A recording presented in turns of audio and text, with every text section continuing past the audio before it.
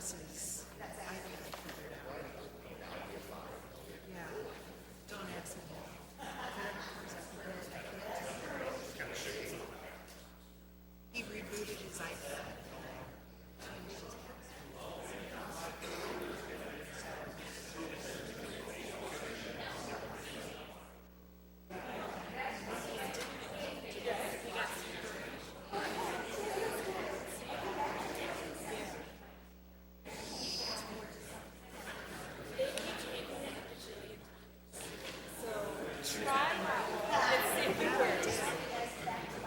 That one should be just my personal. You need to contact me. Yeah, thank you. I'll let you know if it changes again. Thank you.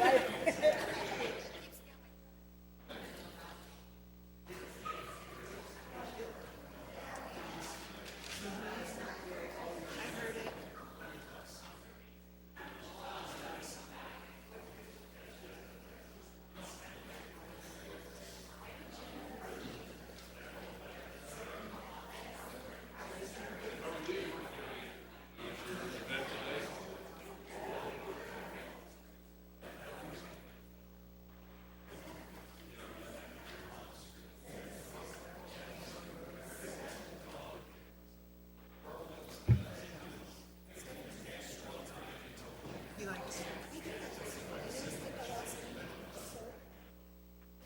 It'll be the thing.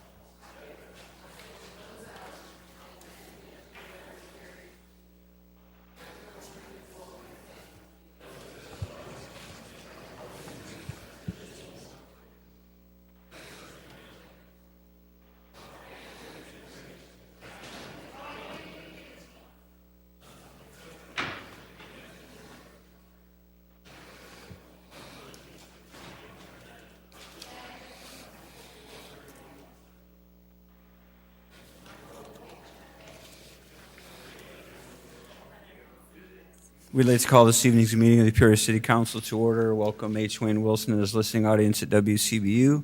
Madam Clerk, the council mics are open for roll call. Yes. Here. Councilmember Ali, Councilmember Sear, Councilmember Grayeb, Here. Councilmember Jensen, Councilmember Kelly, Here. Councilmember Montalongo, Councilmember Moore, Councilmember Euler, Here. Councilmember Riggenbach. Here. You have a quorum present, Mr. Chairman. Thank you, Madam Clerk. A notice was received by a member of the City Council in accordance with rules established in Ordinance Number 16142, and the member will be deemed authorized to attend the meeting electronically unless a motion objecting to the member's electronic attendance is made, seconded, and approved by two-thirds of the members of the City Council physically present at the meeting. If no such motion is made and seconded, then the request by the member to attend electronically shall be deemed approved by the City Council and the presiding officer and shall declare the requested member present. Councilmember Ruckriegel has notified the clerk in the required time that he would like to attend electronically. I'm seeing no objection from the council. So Councilmember Ruckriegel is recognized and declared present. Yes, Councilmember Ruckriegel. Yes. Thank you. At this time, we'd like to ask everyone to join us and stand for a moment of silent prayer or silent reflection, followed by the Pledge of Allegiance.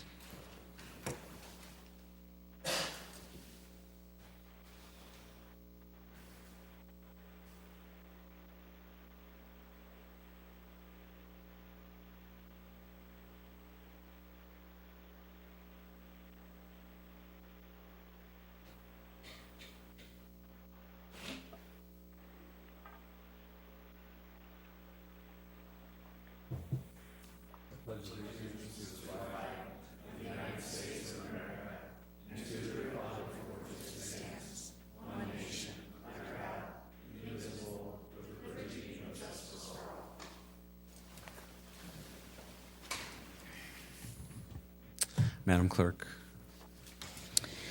Item 19-319 is a request to approve the estimate of taxes to be levied in the amount of $27,057,301 at a rate of 1.3466 pursuant to the Illinois state statutes. Mr. Manager, would you like to make a comment on this for us? Thank you, Mr. Chairman. Yes, this is the estimated rate of taxes. This does not include the property taxes that we levy as far as bonds, but this would be the operating levies that cover our pension funds, and it would cover FICA and IMRF. So you'll have, at a later date, you'll have the bond ordinances that will be coming forward that will levy the property taxes for the bonds. Motion? Motion to approve, Councilman Regenbach. Seconded, Councilmember Moore. Are there questions on this item? Councilman Kelly? Yes, just to perhaps clear it up for me, Mr. Manager. We haven't yet approved a budget, but we're approving a levy. Is there a deadline issue, or seems to me it's reversed, but I'm sure it's not. This is an estimate of the levy, and then we have to file this 20 days before we would have to have any truth in taxation hearing. This is simply our initial estimate of the property tax levies. When the final budget comes forward for adoption, there will be a property tax levy ordinance that will be the actual vote where you're actually levying the property taxes for the upcoming year. Thank you. Welcome. Okay. Councilmember Jensen? Thank you, Mr. Mayor. I just want to note for the record, and it's in the city manager's communication, that this is equal to it's the same amount as the tax levy from the previous year, and it's not a tax increase, correct? It's actually... It's lower. The amount that will be levied will be lower because our overall assessed valuation for the city is declining. And it's lower, it's estimated that it'll be lower by 2.55%, correct? Correct. Thank you. Any other questions for the city manager? Seeing none, we have a motion and a second. Please cast your ballots.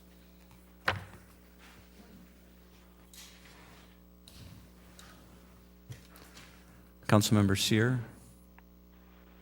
Or Ruckeriegel, I apologize. Aye. The motion passes unanimously. Madam Clerk? 19-313 is a request to concur with the recommendation from the Planning and Zoning Commission and staff to adopt an ordinance amending Appendix A, the Unified Development Code relating to adult use cannabis. Okay. Director Black, did you want to make a statement on this before we go? I don't know which mic you got. Thank you, Mayor. There are no changes to the recommendation before you from the document that you saw last week related to the zoning component of the cannabis discussion. I'd be happy to answer any questions. Thank you. Councilmember Moore? I move for approval. Motion to approve, seconded by Councilman Regenbach. Is there a discussion on this item? Councilman Sear. Thank you, Mr. Mayor. Director Black, just one question. The 500 feet versus 1,000, is that part of this ordinance or not? Councilman, the spacing requirement, 500 or 1,000 feet, whatever would be the pleasure of the council, is part of the license discussion and not the zoning discussion. Councilman Gribb. I think Councilman Sear touched on what I wanted to address, and that is the 500 versus 1,000 or whatever. And I just want everybody to know that if that is increased to 1,000 feet, the existing Trinity facility on University, maybe you'd like it this way, maybe you wouldn't, would not be able to operate because of some child care programs they have at Landmark. And just so you know that going into it, and I will just say one thing, it was met with mixed reviews in District 2 when it became the first one ever to open in the city of Peoria, but we have had 0 complaints from the police department in reference to this particular establishment. So having said that, that's something for us to consider. That's not before the body tonight, correct, Director Black? Not on this item. Next item, okay. So passing this has no ramification for the next one. Okay? Thank you. Seeing no further lights, we have a motion and a second. Please cast your ballots.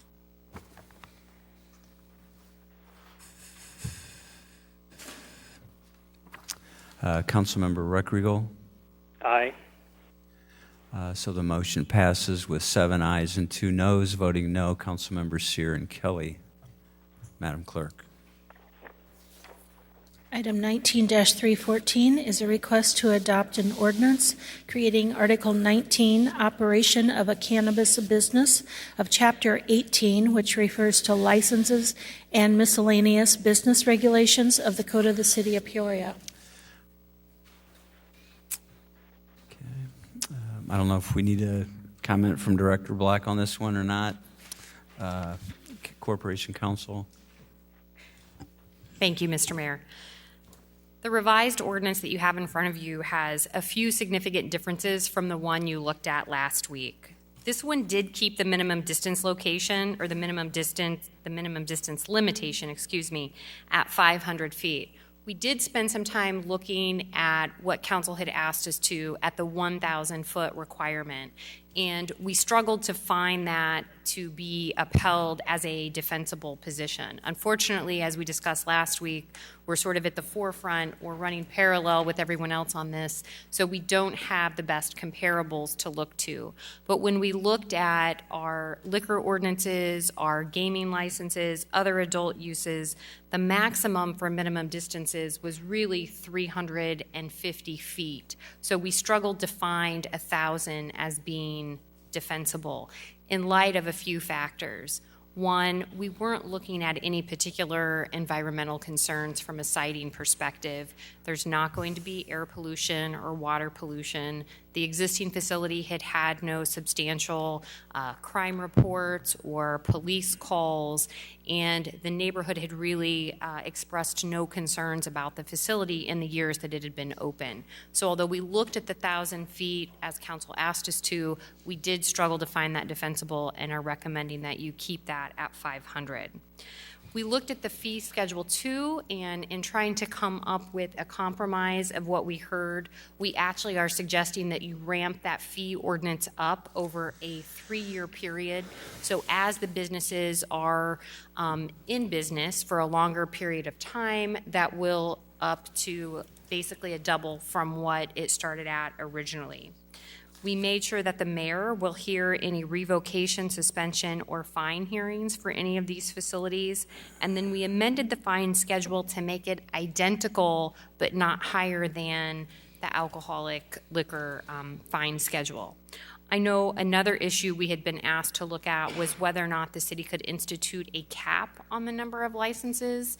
And although that does appear to be perhaps a possibility, we struggled to determine what an appropriate number would be. Since the state is rolling these out in waves, we struggled to come up with what a recommendable number would be on that. And so therefore, because the state really is setting the maximum number of licenses and it's such a competitive process, we're not recommending that you pursue a cap on licenses at this point. And then the last piece was just, we had been asked to look at having a site approval process. The existing ordinance or the revised draft that you have in front of you does not have that in front of it. We are continuing to look at the legalities of that and whether or not we think with the state occupying so much of the field, that is a process we could entertain and could add perhaps later, but the existing ordinance draft that you have does not contain that provision. With that, I'll be happy to answer any questions. Okay. This is more a comment for the record, Council, but in the schedule of fees, I understand that by the third year, will double the fees, but the heading goes from first year to second year to third year and subsequent years of the license. And I had this discussion with the city manager, and I understand why the verbiage is as it is, but I just want the record to indicate that that title does not mean that that fee will remain at that level for the third year and every other year after that. Correct. Excellent point. I should have pointed that out. That's okay. Thank you. Councilmember Moore. Move for approval. To approve, seconded by Councilmember Riggenbach. Is there further discussion on this item? Councilmember Jensen. Thank you, Mr. Mayor, and thank you, Corporation Council, for the report back and the changes that you made pursuant to the recommendations and the discussion we had here last week. Nice support this ordinance and the adult use and the licensing of cannabis. One thing I just want to comment, I understand the rationale for not coming forward with a proposed cap, but I do have concerns. I understand we don't know ultimately how many licenses will be available, and initially there will only be 3 permitted in the area that Peoria sits, which also includes a number of other areas. But I do have concerns about us having too many or having too many in one location, similar to, I think I brought up the example last week of all the currency exchanges or the, I forget, what are those businesses called? The cash loan places. And we have a group of them in one location in our city, and I think if we would have had some kind of limitation about the number or the distances between them, that might not have happened. So with that long-winded comment, I also have a question for Director Black. He and I discussed this a little bit today. He was going to look into the possibility of limiting distances between these adult use dispensaries, and I'm curious to see what he found out today. Councilwoman, the state law requires a minimum of 1,500 feet between dispensaries. Okay. So okay, so under the current law, you couldn't have a dispensary within less than 1,500 feet of another dispensary? Correct.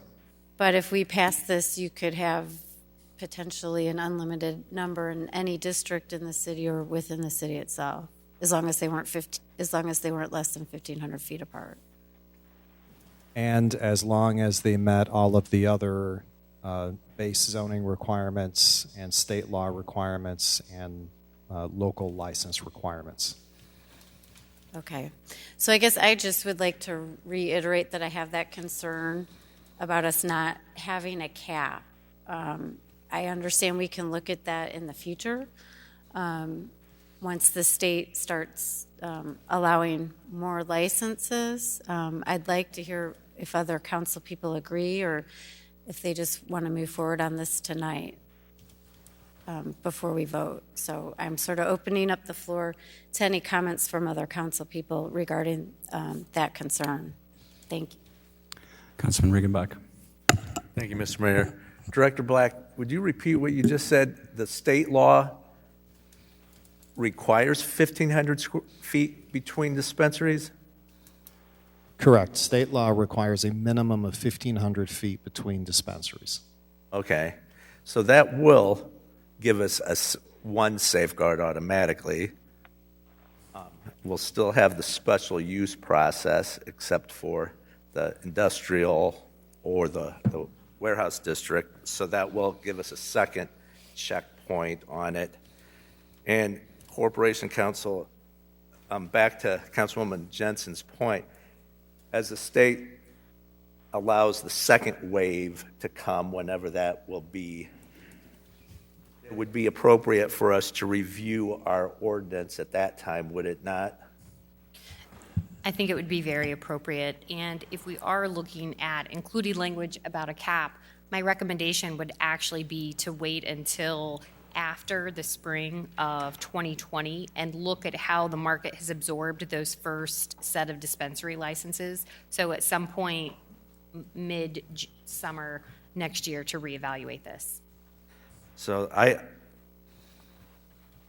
comfortable with those safeguards in place, knowing and having the notice given that will be reviewed as the next wave comes forward, because I agree, we've seen the proliferation of less than desirable businesses, so we don't know what this is even going to be. So I think, Mayor, you used the terminology how the state law is one of the most restrictive adult use cannabis laws in the country, that, we're really, it seems like the state's really trying to do this right. So I think, Corporation Counsel, you've done a heck of a job in walking us through this process, and I'll be supporting the ordinance as presented. Thank you. Okay. Seeing no additional lights, we have a motion and a second. If there's no further discussion, please cast your ballots.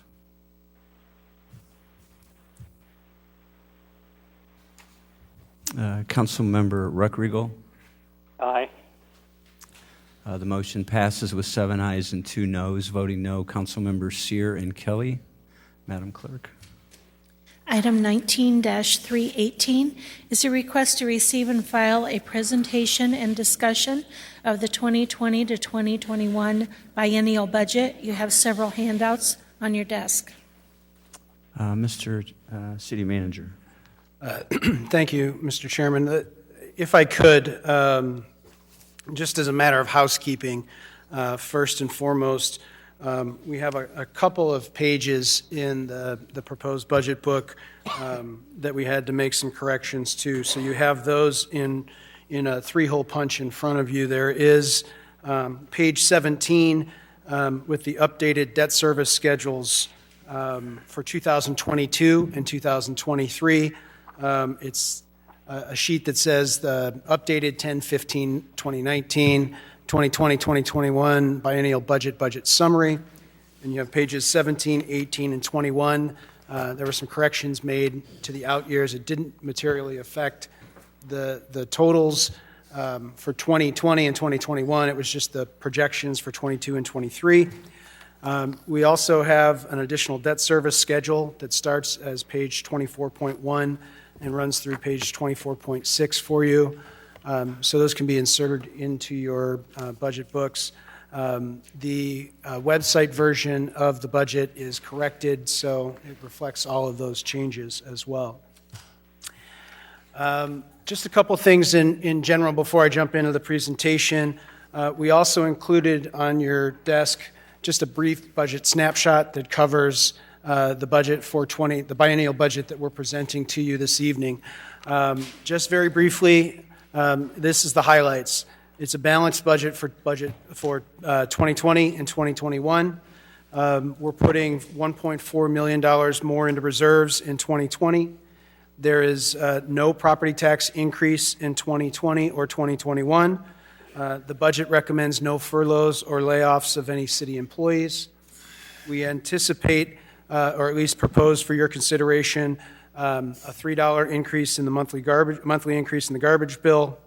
The capital budget as presented includes over 2 years, $30.5 million of investment in our streets and sidewalks, and includes $17.4 million of investments in sewers and stormwater, and then also includes $2.5 million for a replacement fire station in 2020 and $2.5 million for a replacement fire station in 2021.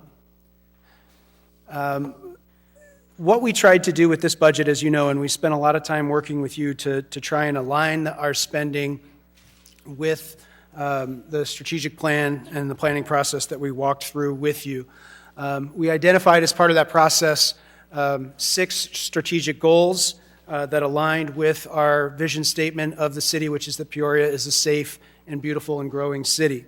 And those 6 strategic outcomes are arts, culture, and education, economic opportunity and neighborhood livability, environmental health, good government for all, public safety, and infrastructure and mobility. So we set out to work through a very lengthy process in order to try and align our spending with your strategic outcomes. We started by working with you to set direction. We had a planning session with the City Council and the department heads.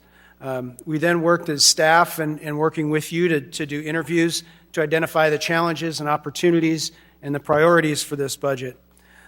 We worked then through 2 department strategy sessions to try and define what the challenge statements would be and measures of success. We've identified 29 key indicators, worked through the departments, the City Council and the department heads to survey and then prioritize in a second workshop with you what those indicators would be. And then over the series of the last month and a half, we have worked with the department heads on a series of budget and strategy alignment sessions to try and present the spending plan that you have in front of you this evening. With that, we also had community feedback. We had the 3rd iteration of our budget challenge was presented. In addition, though, we also allowed for people to share with us their ideas on a different platform to allow for the strategic direction, to define some of the strategic direction and initiatives for the City Council. We had 2 public budget meetings where we had over 50 attendees that participated in the process. With that, we went through an exercise at both of those public meetings in August where we looked at allowing the people that were at those meetings to allocate a fictional $100 towards the 6 strategic outcomes to try and identify their priorities and to share with us what they felt were their priorities. In the budget book, you have a detailed summary of all of the community input and public feedback that we received. But quickly, with the $100 allocation exercise, we had 38% of the $100. The respondents said should go towards public safety, 19% towards infrastructure and mobility, 12.5% towards environmental management, 12.9% towards economic opportunity and livability, 8.3% towards good government, and then 8.9% towards arts, culture, and lifelong learning. From there, we also then asked for feedback as part of the budget challenge. And in that, we had over 636 participants that took the budget challenge. We asked them for what are their priorities when it came to spending. 34% said maintain public safety spending. 37% said reduce funding in the fire department. 68% said reduce administrative spending. Economic and community development, 46% said reduce that. And more than half said leave transportation funding status quo. On the revenue side, many of the revenue streams, the public said maintain our current rates. They did recommend that we increase the garbage fee and look at raising our licenses, permits, and fees. From this process, we worked through and we identified 29 different strategic indicators under each one of those strategic outcomes. There are 5 that the council in their workshop, their second workshop, prioritized.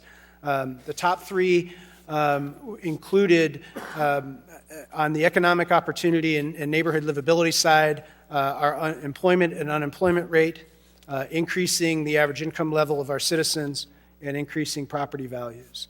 On the public safety side, obviously the crime index and keeping, seeing if we can reduce our amount of crimes against persons, crimes against property.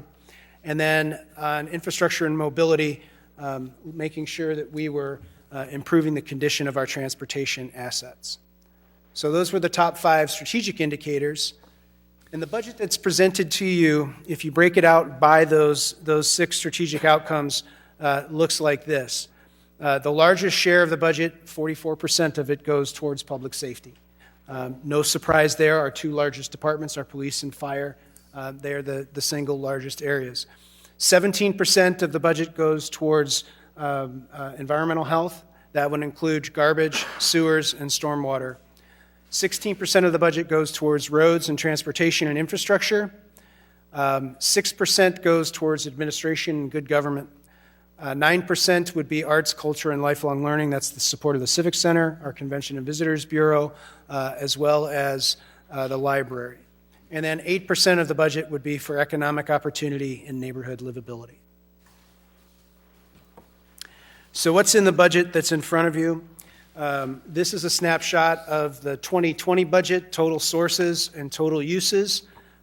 We have total revenues for 2020 of $217.7 million, $31.4 million in property taxes, $24.6 million in home rule sales taxes, and then other local revenues of about $93.3 million.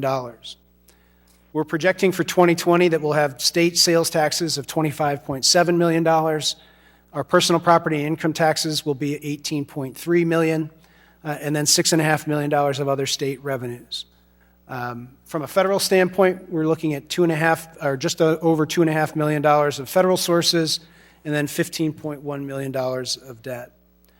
On the personnel side, looking at $62.4 million of salaries and wages for all of our employees, $52.7 million of employee benefit costs, $25.1 million of contractual services, $3.8 million of supplies, $7.8 million of support to other agencies, be that the Civic Center, the Convention and Visitors Bureau, TIF agreements, or others, $6.3 million for the library operations, and then capital spending of $39.7 and debt service expenditures of $20.1 million. So total expenses total $218.1 million. So there's a slight spending down of reserves, really coming out of our TIF funds as we're starting to draw down in some specific areas to draw down our spending in some of our TIF districts. If we look at the budget from a growth standpoint or a quick snapshot, here's where you'll see where the growth in our revenues comes from. We had a 2019 budget of $209 million. We're seeing a slight reduction in property taxes due to the contraction in assessed values. We're seeing about $1.5 million of sales tax growth, $3.4 million of sewers and stormwater fees that are scheduled to increase as part of our approved spending plans from prior years. The proposed increase in the garbage fee of increasing that to $21 per month, which would generate $1.1 million. Higher income tax and personal property replacement tax dollars of $1.6 million. An increase of $1.4 million in our state motor fuel taxes. And then we're seeing a slight decrease in bonds and federal sources, so that gets us to the $217.7 million. Breaking it out into drilling down, I guess I should say, into some of our specific revenue streams. On the left, you'll see some revenue streams that we're looking at where they're reducing. Property taxes down the 2.4%. TIF property taxes down 1.5%. A slight contraction in HRA taxes. Our insurance charges, due to having reduced costs in our health plan, is allowing us to see that our insurance charges that the city is going to have to contribute towards health insurance are down. And our federal spending, our federal receipts and our bonds are down 7.2% and 4.5% respectively. On the increase side of the ledger, we're seeing a 3.4% or anticipating a 3.4% increase in home rule sales taxes. A lot of that is a reflection of the fact that the state has now changed the way, beginning in July, the way that they're allocating internet sales, and beginning in July, we'll start to see collections coming back to the city on internet sales of the home rule sales tax. We're seeing an increase of 16% in licenses and permits with some proposed new revenues that we'll talk about here in just a minute. Sewer and stormwater charges are up 23%, again with the stormwater fees scheduled to go up in 2020 that the council has already approved. That's the increase there. Parking is anticipated to increase 10.2%. The state of Illinois has imposed a parking tax of 9% on parking decks for monthly parkers. As of right now, we're not sure if the state intended for municipally owned parking decks to be subject to that 9% tax. So this anticipates passing that 9% tax on to the monthly parkers. Should the General Assembly in the veto session change that to say that municipally owned decks are exempt, we can rescind any ordinance that we would bring forward to raise the parking rates and then lower that parking rate back down. The residential garbage collection costs at 13.8%, that's the reflection of the proposed increase to $21 per month. On the state side, we're seeing that our state sales tax is up 2.6%. Again, we're seeing that growth in the local use tax is really driving that. Our income tax proceeds are growing considerably, and they're very strong. So we're seeing an 8.5% increase in our income tax proceeds from 2019 budget to the 2020 budget, and the same with the personal property replacement tax dollars. Those numbers are very strong. We're seeing very strong growth in those, about an 11.5% projected increase.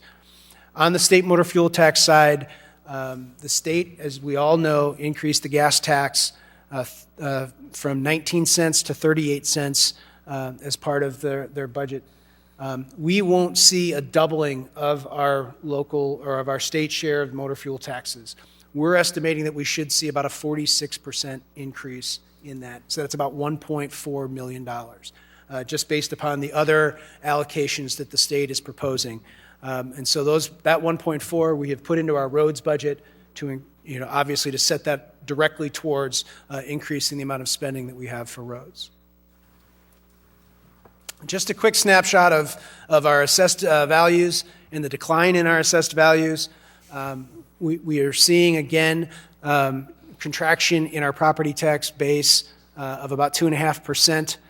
We're estimating then that the total assessed value for the city of Peoria in 2019 will be just a hair over $2 billion. So the blue line there shows you the decline that we've seen from 2016. Where in 2016 we had a 3.7% increase. It dropped to just under 1% in 2017, and then we've had 2 years of property tax base contraction. So that obviously, as we've seen with the estimated levy, as the property tax base contracts, if you keep the property tax rate the same, you are going to collect less in property tax revenues. And that's the reason why we're seeing less revenues in this budget reflects less property tax revenues going forward. We do have a couple of miscellaneous fee recommendations that we've included in this budget. We're going to be bringing forward to you, and it amounts to about $80,000, some adjustments in some fees, some that pertain to tobacco licenses. Our current tobacco licenses are $60. We've seen a lot of turnover. There's been some concern raised by the police department that this may be mitigated if we set our fees more reflective of what other communities have set their tobacco licenses at. So we're going to bring that forward. We do have some public safety fees that we'd like to bring forward as well. That particularly, one example of that would be we charge, I believe it's $5 for an insurance report from the police department. These are paid by insurance companies. We're not generating a lot of money. $25 fee for something like that would be paid for by the insurance companies, and I don't think that they would bat an eye at that. We've estimated as part of this budget $100,000 for the 3% cannabis sales tax, which goes into effect September 1st. The new revenue fee that we are recommending is a foreclosure registration fee, which would be $300 for every 6 months. And this is paid for by the financial institutions that are holding properties after the property has been foreclosed on. So we're not talking about a fee on somebody who's going through the foreclosure, but it's when the property is being held by the banks.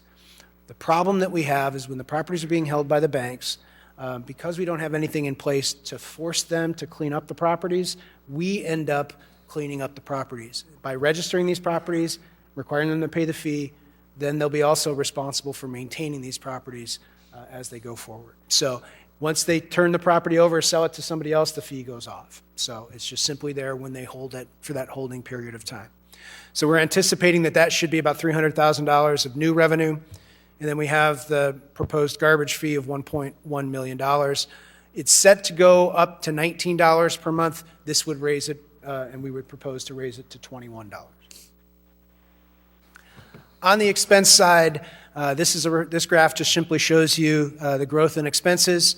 We're seeing $2.1 million of growth in personnel expenses, $2.3 million of growth in our benefits, $1.7 million in contractual expenses, and then we're seeing some reductions in support to other agencies and for the library's operations. So that's the operating side of the budget. On the capital side of the budget, there's about a $9.5 million increase in capital spending and a $1.2 million reduction in our debt service payments. So quickly, and just running through this very quickly, on the operating budget side, the $2.1 million for the operating expenses, there's the negotiated raises we have with our bargaining units, and we've tried to align our overtime with our actual expenses. On the benefit side, we're seeing that we have our higher public safety pension costs that are growing. They're offset by some lower health insurance costs for all of our employees and our retirees. On the contractual side, our higher garbage collection and disposal costs are really driving our contractual services. On the support to other agencies, the budget recommends that we drop our contribution to the Downtown Development Corporation and reduces our Civic Center subsidies. That reduces it down, and that's based upon collections coming in and the debt service for the Civic Center. And then the library's expenses are really aligned with their property tax levy. So that's a reflection on the operating side. From a headcount perspective, we're looking at our current staffing is 658. The proposed budget would set that at 662. We have a net of 4 new positions. We're proposing to drop a project manager in the manager's office from the I team, converting the chief information officer position in information systems to a report writer to help us as we're implementing our new financial system. On the community development side, we're proposing that we establish a code enforcement officer dedicated towards license inspections. We have our massage parlor licenses, we have our dance hall licenses, we have other businesses that require licenses that we just want to make sure that we're staying on top of compliance with that, and that we're asking for a position there to fund the inspection of business establishments to making sure they're compliant with licenses. We're reducing our outside legal expenses to fund an additional attorney in the legal department. And then in Public Works, out of the Stormwater Fund, we're proposing an administrative assistant and a communications specialist and a fiscal technician to help us to manage the money, manage the message, manage the administration. And then from a public safety standpoint, there are no public safety layoffs in this budget.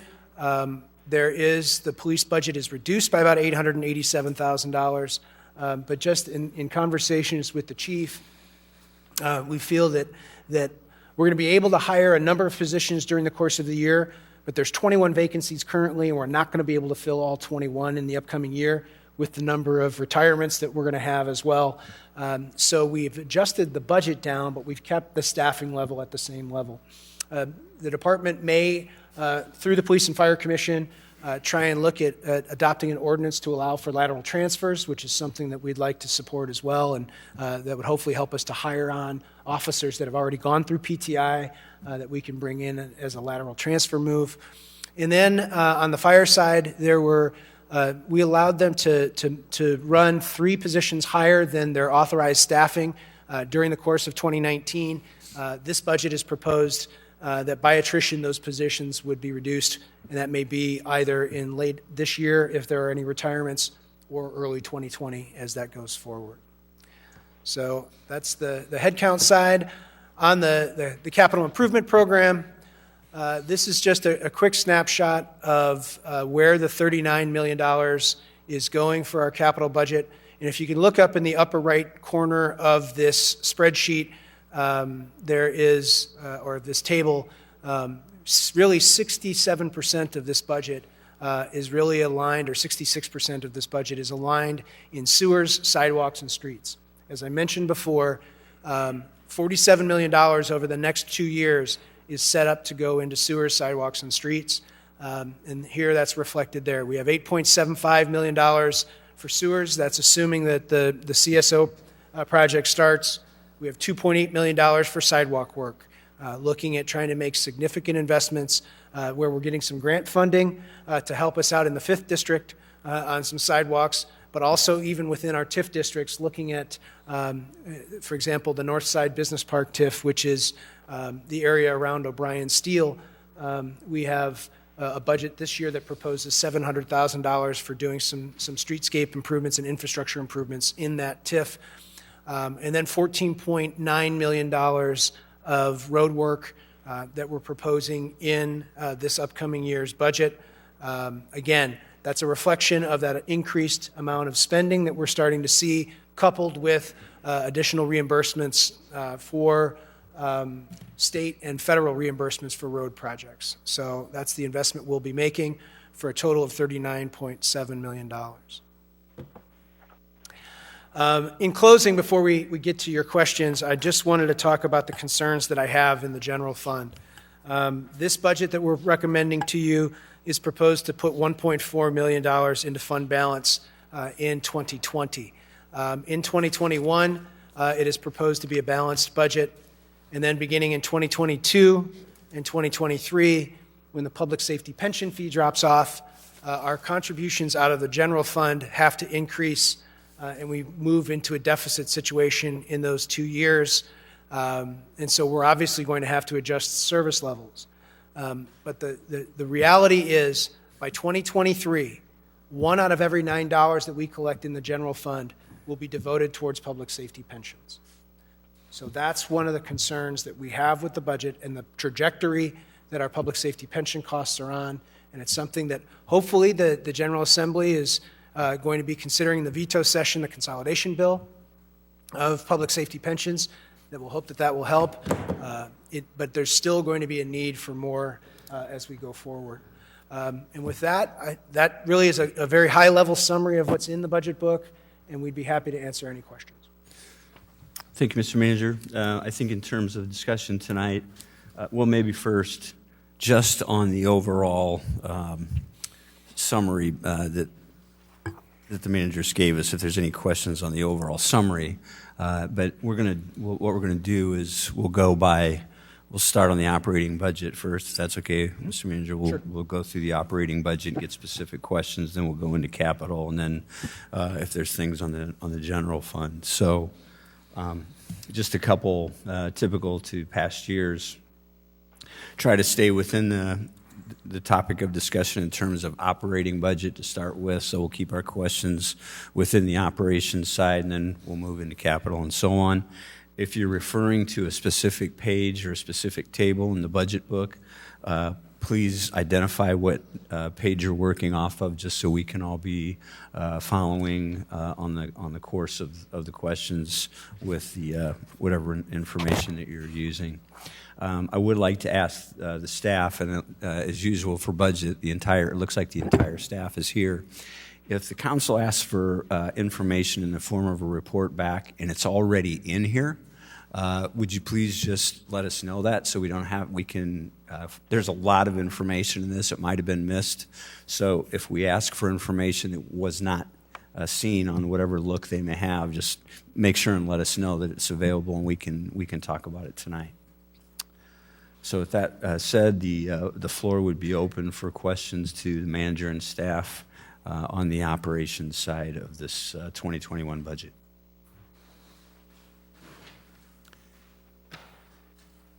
Councilman Sear.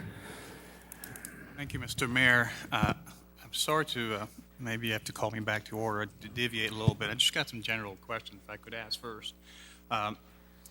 For our city manager, first of all, thank you very much for all the work you've done on this three-ring binder. First question would be, again, just generic question I have overall. One is rhetorical question. You used the word align a few times in your presentation. First comment for me is not a question. Comment would be, I don't understand why we don't align our spending with our revenue. I mean, we know we have a 4% increase basically in revenues, but we're increasing our spending by 6%. So I have really 1,000 questions, and I only got 5 minutes, so I'll ask you to tomorrow. We'll get a meeting one-on-one, because I got so many questions tonight. But again, I mean, our constituents just don't understand why we always seem to be spending more money that comes in. And it's really hard to explain, I guess, to our constituent. First question is about the CSO. I see you put in the $7.4 million for the CSO. Is this, if the CSO does not happen, how does it work in our books? So, as we've done in years past, we've put this in as a proposed expenditure and as well the revenue to cover it. As we've had in the past, we don't spend that money if we're not at that point. We wouldn't issue the revenue, nor would we spend those dollars. So the proposed projects that we had anticipated being the first ones out of the gate, or the first amount of spending to start doing green stormwater infrastructure, will not come forward if we're not at a point where we have a signed consent decree. So if it's council's desire that they want to take that proposed spending out and that corresponding revenue, we can do that. And then we can adjust that as it goes forward if we know that we're going to be at a point where that's going to be a reality. So it is almost entirely debt supported. In fact, I think it's 100% debt supported. So again, if we're not at a point where we're ready to start, we're not going to spend it. Just for clarification, Councilman, too, that we don't use the timers during the budget, so don't feel like you're under More questions, so I just want a few for tonight. Page 5 of your presentation, I'm going to talk just about for a second about debt. Thank you for Mr. Scrogging for putting together the added 3 pages there, but I still don't add up. We have $20 million in repayment of debts, and it doesn't add up the 3 pages you gave us here. I'm just curious where the $20 million would go.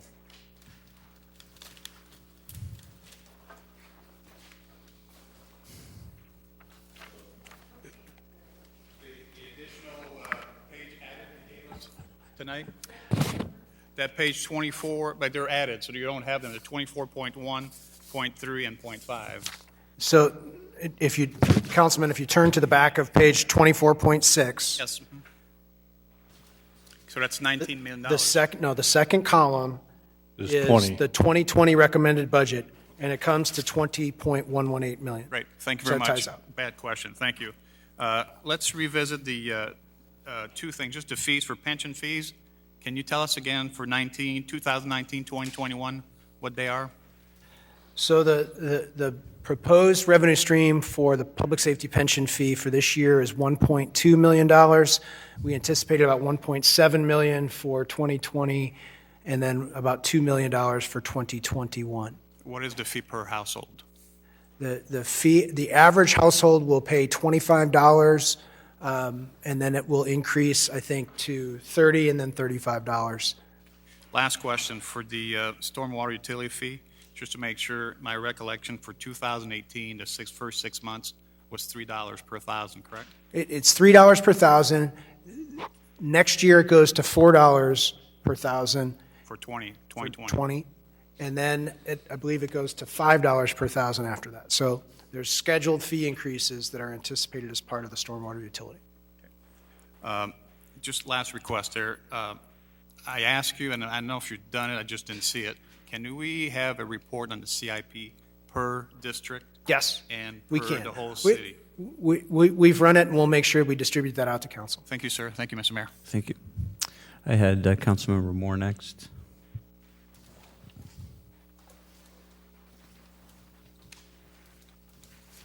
Thank you, Mr. Mayor. Mr. City Manager, on page 8, you have other operating budget highlights, support to other agencies. Is there somewhere in our book we could determine what the support of those other agencies were? Sure. If you look at page 13 in the budget book, which is it's the landscape spreadsheet that lays out for you all of the different types of spending, revenues and spending by our funds. We have support to other agencies that runs across a number of different funds that I can just briefly walk through with you here. In the general fund, there's $2.5 million of support to other agencies. That includes the support for the Civic Center, the Convention and Visitors Bureau. That includes our support for animal control services citywide that we pay to Peoria County. That includes, as far as support to other agencies, for arts partners. Springdale Cemetery. Springdale Cemetery is our contribution to Springdale Cemetery is included in that $2.5 million. Our contributions towards and support, financial support for the March Madness are included in those dollars. And then we have, I think that's it in the general fund. On the next support to other agencies would be included in CDBG and home funding. These are federal dollars. Okay, before you move forward, I'm on page 13, the landscape page, 2020 fund summary, is that correct? Correct. And you were listing. If you look under uses on that page, it says personnel services, then contractual supplies, then support to other agencies.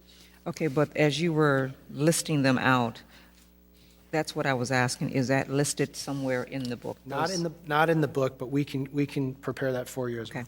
Okay. So I was trying to specifically drill down to the dropped DDC contribution, and the reason that came to mind was because the DDC, the Downtown Development Corporation, has 2 appointed positions on that council, and I was wondering, are we then, if we decide to drop the contribution, then is it my understanding that we lose those 2 seats on that Downtown Development Council? That's a question that we could certainly have that conversation with Michael Freilinger on that, if the positions are designed to be that way. Part of the reason I think that we made this determination was that we felt it was time for the DDC to grow its wings and to move on its own and to look for financial solvency and sustainability on its own, I think is what we're And I can appreciate that. I was just a little surprised that there wasn't any reduction over last year, this year, next year, versus just ripping the Band-Aid off and not knowing by our own admission what the ramifications are as to whether we lose those seeds. Is that organization deemed not a valid organization that has helped to move the downtown forward? That's kind of where I'm going with that. I don't necessarily disagree that any organization that we support shouldn't continue to look for other funding, but to use the analogy that I used a moment ago, when you're ripping the Band-Aid off with any notice that it's coming and they're providing value, I would have some concern about that. So if we could find out from Mr. Freilinger and then have some additional conversation, I'd appreciate it. I have Councilmember Euler next. Thank you, Mr. Chairman. Mr. Manager, in your opening letter, one of the statements you make here is the general fund will need to transfer $3.1 million to cover public safety pension costs. Can you explain the differentiation of this number versus all of the other contribution to public safety pension costs? Because obviously it's a lot greater than that. Sure. I think that, again, if you turn to page 13, it might be easiest for me to just simply walk through that in a high level with you. The second column on page 13, it says pensions. We're levying $19.3 million for FICA, IMRF, police pensions, and fire pensions. That's the most that we're levying right now. The direction from council was not to raise property taxes, so we're not raising property taxes. There's $1.7 million of other revenues that are coming in. That's personal property replacement tax dollars. By our formula, and by the formula set by the state statutes. The 1.7 is the excuse me. The 1.7 is the public safety pension fee. You're right. That's the public safety pension fee. So that's the 1.7 million there. Then the next line shows you state sources of 4.8 million. That's the personal property replacement tax dollars that we contribute to police, fire, and IMRF as well, so that there's a portion of the collected personal property replacement tax dollars that we set aside by law for those funds. Overall, this budget has about $6.8 million, I think is what we estimated the total personal property replacement tax dollars to be. So you add that, this budget is showing that in 2020, we're also going to have to transfer in $4.3 million of additional funds, whether it be from the stormwater utility where we have staff that we're paying for, or whether it's the general fund where we're transferring money in, or it's the library where we're transferring the dollars to cover their pension costs. That money gets transferred in to pay for all of our pension expenses. The $3.1 million is we're anticipating that we're seeing in terms of police and fire pension growth, an 8% growth, or this year it assumes an 11% growth over what we had to contribute last year. So that's why this coming 2020 budget, we're assuming that we're going to have to put $3 million more over and above that public safety pension fee in to cover those costs. And then that number grows in the out years to the point at which we said by 2023, nearly $1 out of every $9 collected in the general fund will have to go towards pension costs. Thank you. I just wanted to be clear about, obviously, all of our budget affects reserve, but I wanted to ensure that there wasn't confusion out there for everyone that this was money coming out of reserve. On to the new fee that's proposed for foreclosures. On its face, I don't really have a major opposition to this, but I have some concerns about the ability to collect it. How would we go about collecting this fee? Because as I deal with foreclosures all the time, they decide what they do and don't want to pay. And the pass-through ends up in the hands of the seller, the buyer, the agent taking a cut. How do we ensure that we're getting that? And as you mentioned, this wouldn't be a cost to the seller or buyer, but how do we make sure that it doesn't end up being a cost? Well, I think that we're looking at what other communities in our area have done and the experiences that they've operated. West Peoria is currently imposing this fee, and East Peoria is doing it as well. So we've looked at kind of the ordinances that they've put in place, and we feel that we can do this and establish something that's very similar to them, and to ensure that it is the financial institutions that are responsible for caring for these properties when they're in their hands. And that it's not being the responsibility of the government to have to take on mowing the grass, cleaning up the trash, everything else that goes along with that. And on the parking system, can you clarify the statement about our parking system cannot add on the tax? Staff recommends that monthly parking rates be increased to cover the cost of the new tax. Right now, we have within our parking decks, we have a new system that's operated there. We can't take, because we collect and people remit their monthly payments to Heartland Parking for their passes, we can't adjust that system to just say we're going to make the rates now 1.1%. So we have to adjust the fee to a dollar amount and then remit the 9% back to the state. So we've gone through all of our rates, and we'll have a proposed fee ordinance for you for the parking rates that will show you what those changes reflect. Really, again, what we're trying to do is to set that, to charge the 9%, and then remit that back to the state, because that's right now, if there's no change in the law, if there's no clarification that we're exempt, we're going to have to start charging that to monthly parkers. Okay. And then one other question while we're talking budget here, where are we at with this final resolution to the Fitch study? So we sent out both the fire portion and the dispatch portion to you today. We're going to have the consultants back in November. Their schedule won't allow them to be here in October, but they will be back here in November to give a full presentation for you. The fire portion of that, the department has gone through and has adjusted the codes and are working with AMT and have changed the way that they're responding to calls. So that's been done. On the dispatch side, There's a couple of things that are at play right now that are going to hold us up from implementing it. First, the 911 board has received a $1.1 million grant to allow us to renovate our emergency communications center. You're not seeing it in the budget because it's not our money that we're going to have to spend. So you're not seeing that as an improvement. That's going to take us to do some physical plant work at the ECC during the course of this next year. Second, there's a software purchase that the consultants recommend in the dispatch portion of the study.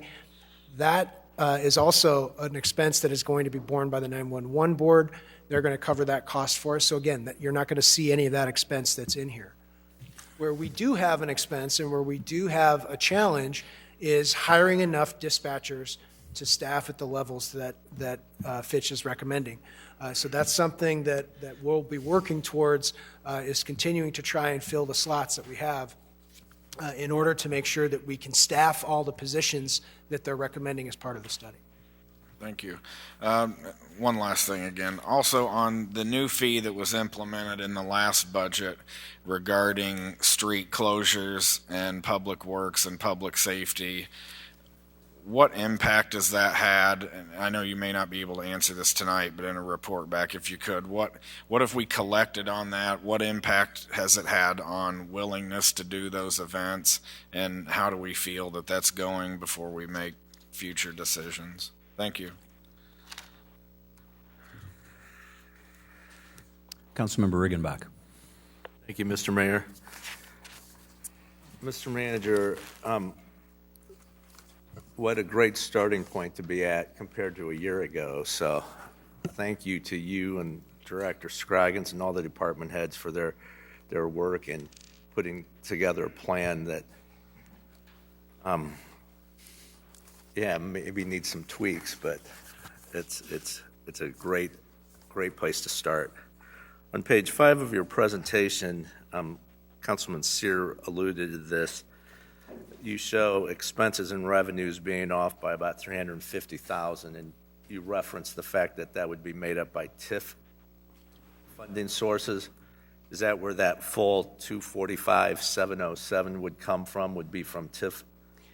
Yes, I mean, part of what we're asking to do and asking you to consider as part of the capital budget is a drawdown of some of the fund balances that we have in our TIF funds so that we can do infrastructure work.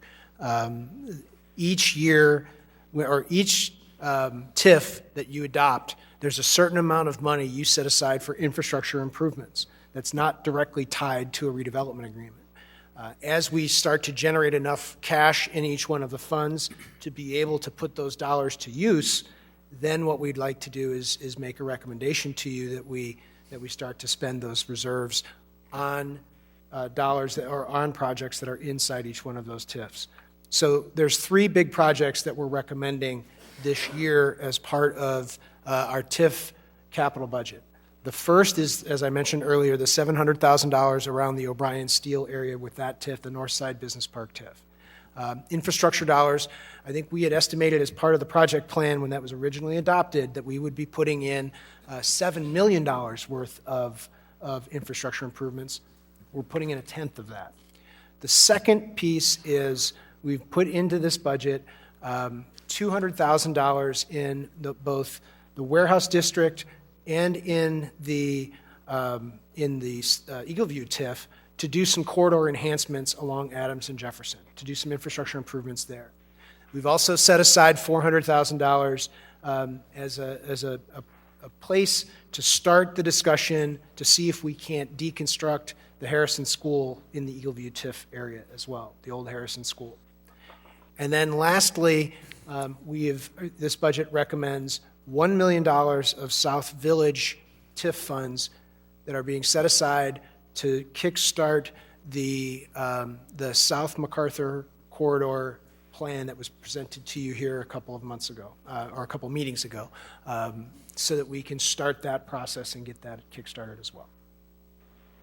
I guess my follow-up to that would be, is there a reason we don't list TIF proceeds as a income source?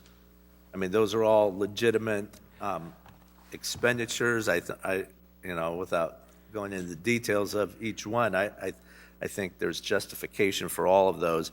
I think, as Councilman Sear noted, that when you see the expense column being higher than the revenues, that's just So for those who are just giving a precursory view who might be listening in tonight, for instance. So if you want to take a look at the TIFs in total, that would be on page 14, where we have the full snapshot that shows you that there is about $5.5 million of revenue coming into all of our TIFs, that we're looking at about $300,000 of operating expenses plus $2.1 million of support, which is that 2.1 is the money that we're paying out in redevelopment agreements.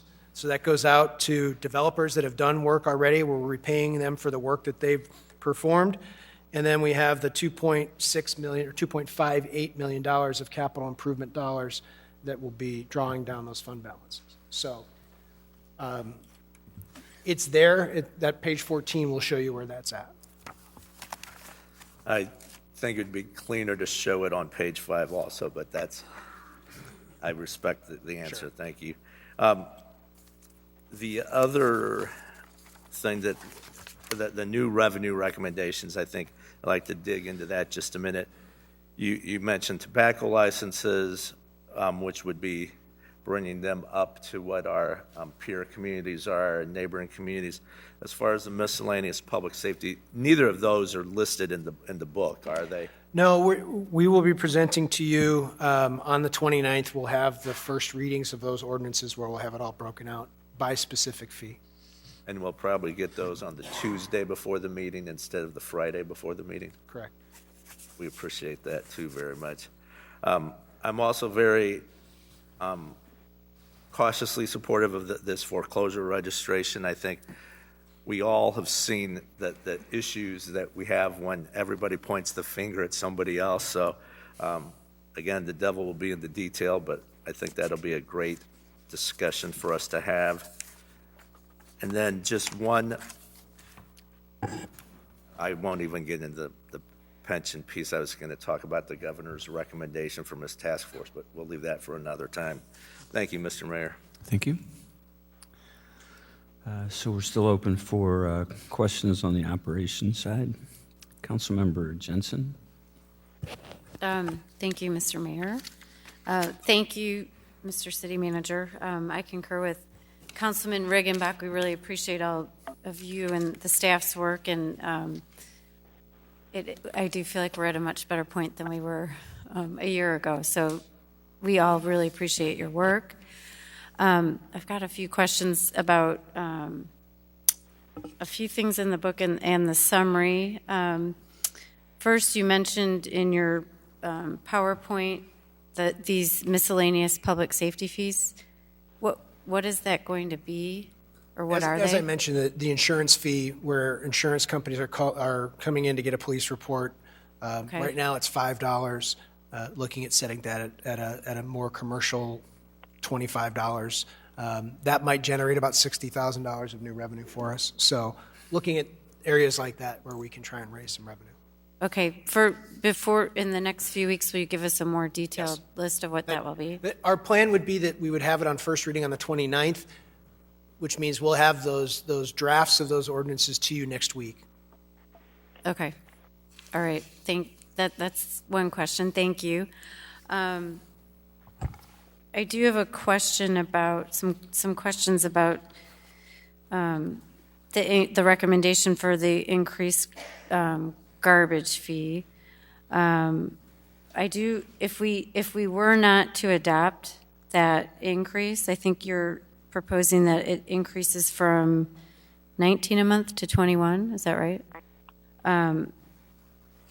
Will we be short then in our budget, or will we just be less money going to repay the general fund?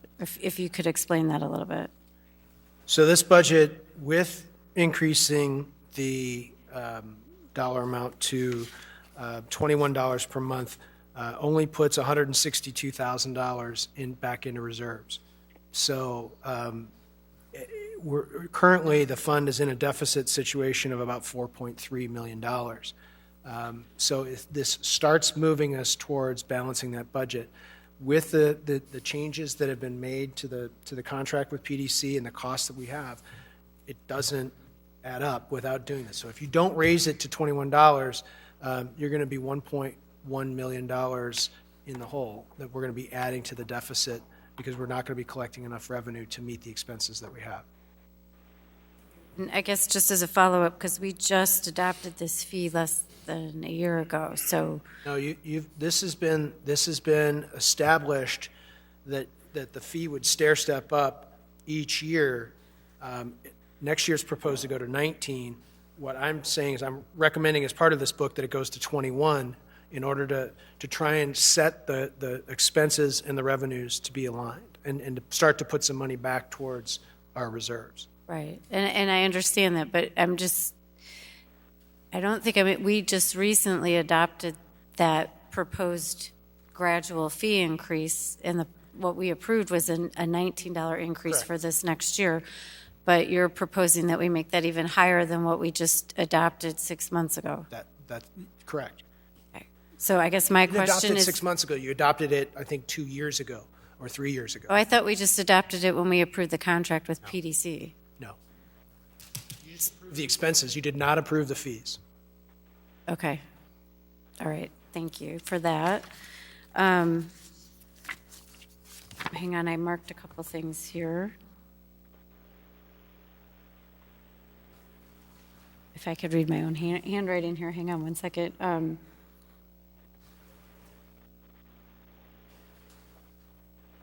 Can you just clarify, now that we're getting, I think you said it's an 11% increase in our share of the property replacement, the local property replacement fee. Can you explain, that's the fee that the municipalities, including Peoria, always got a certain portion of, and then a few years ago, the governor stopped, or the state stopped sharing our portion of that? So there's a couple of things that have gone on with PPRT and income tax.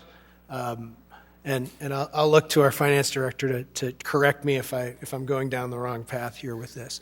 On the income tax, the state has raised the income tax and then lowered the income tax and then raised it again. And traditionally we were getting 10% of the total income tax collections from the state. This is on the personal income tax side.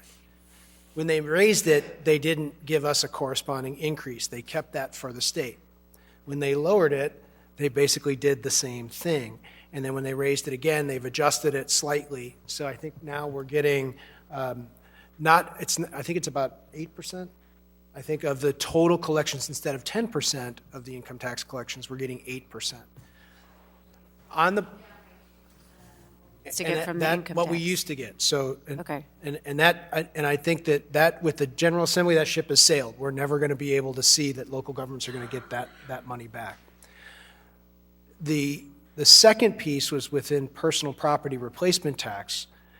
Personal property replacement tax is just that. It's a tax on corporate income receipts that was levied when they repealed the personal property tax back in the 70s.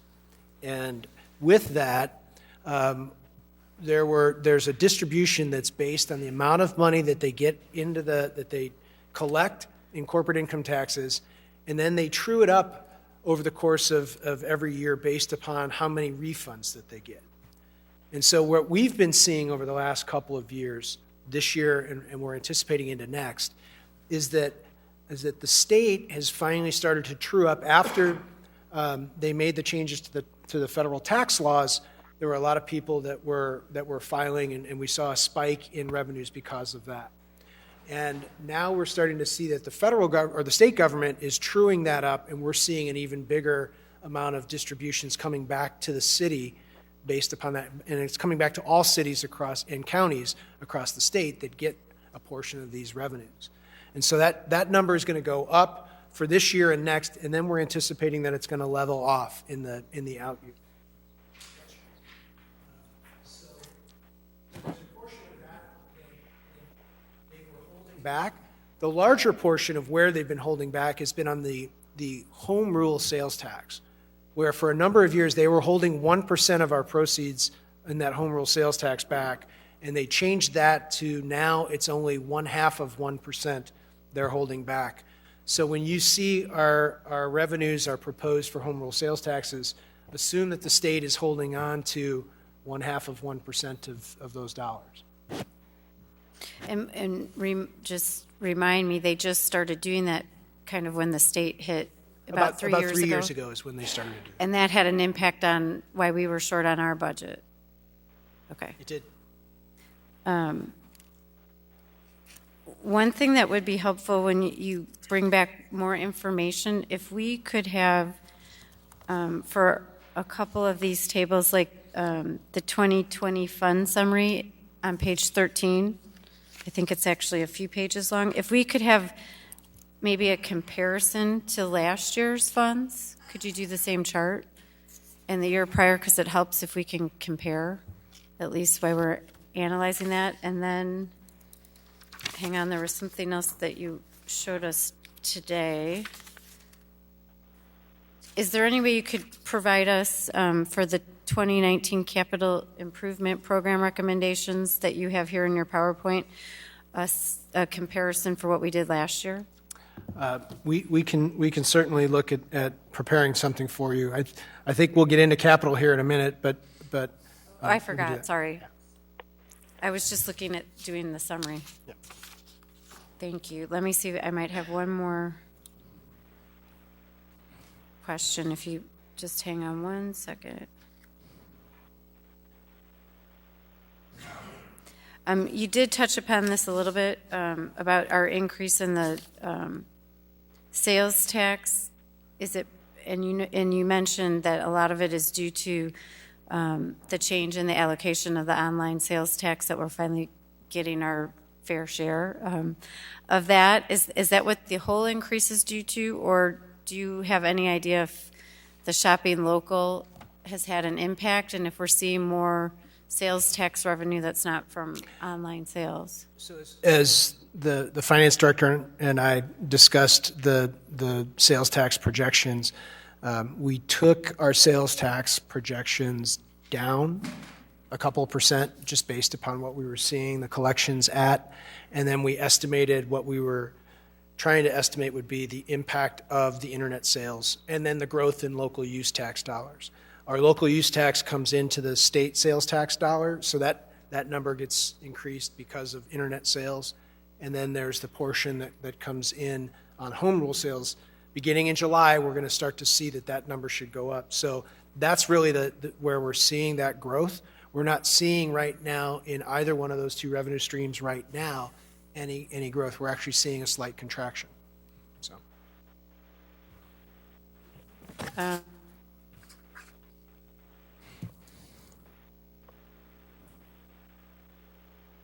One question I have about the second year of the proposal, generally, it looks like we're going to be spending a lot less on storm works and road improvements, according to your summary, on the council communication. Is that accurate? And I guess I'm sure it is. So I guess my question is why? Just because we won't have the funds, or? Well, some of it is just the timing of the projects and how we're anticipating the spend and the rollout of those projects during the course of the year. As we jump into the capital spending, you'll be able to see the project summary that'll show you that spending on a year-by-year basis as well. Okay. I think that's all I have right now. Thank you. I have Councilman Ruck Regal next. Thank you, Mayor. And thank you, City Manager, for all of your work for you and your team on putting this together. Two quick questions. On page 5, and I think that might be the easiest one to kind of refer to, we've got our local sources and state sources, federal sources broken out by different categories. Would it be possible to get back a sort of confidence quotient as to each one of those categories or each one of those line items as to which ones are most elastic or which ones we feel pretty confident on. Maybe taking a little bit of a look at the past history, just so we know which levers are most likely to happen and which ones we might need a little bit of work on. Yes, we can certainly put that together. We tend to look at the elasticity of some of these revenues. I mean, that's one of the issues that I think that we've seen and that we've felt over the last couple of years pretty acutely is the income tax side. I mean, that's a revenue that does tend to be relatively elastic. As the state's economy is down, income tax proceeds are down, corporate income tax proceeds are down. As the economy picks up, we start to see that number picks up. So we can certainly put together a report back that talks about revenue elasticity and what that looks like. And then just a second question.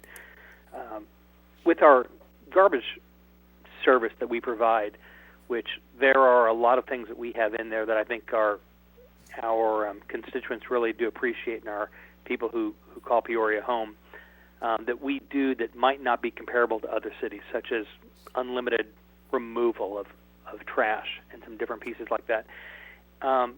What does that service really break down to per property if we were to take the expenses divided by the number of parcels and if everybody paid their, quote, I guess, fair share? What we can do is we'll try and break that down for you over the next couple of years. So we'll look at it kind of going into the out years by how much we would be spending per household on collections, how much we're spending on disposal, other expenses as well. We can put something together for you that you can have next week that would be a report back on that. That'd be great. Thank you. Maybe I'll just dovetail in on Councilman Ruckriel in that regard, Mr. Manager. And it might not be able to come next week, but I think PDC would probably be fairly capable of talking to us about the severe disruption that they're seeing in the recyclable market, and the fact that even though we've increased our pickups on recyclables, if there's no market for a lot of those recyclables,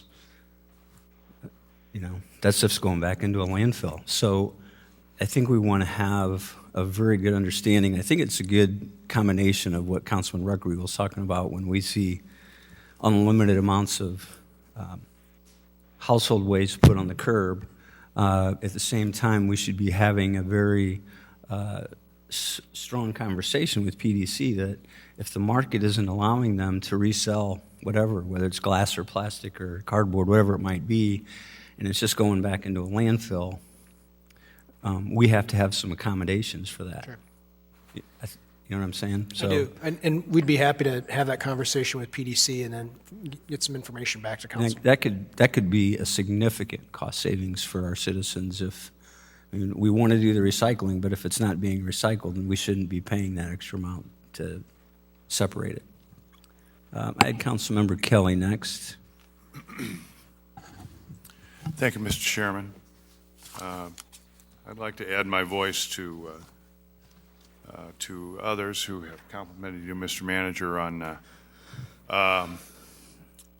this is my first time around, and I found the document most helpful. And, of course, that didn't stop me from calling you and asking a few questions, but I do appreciate it. Have a couple operational questions.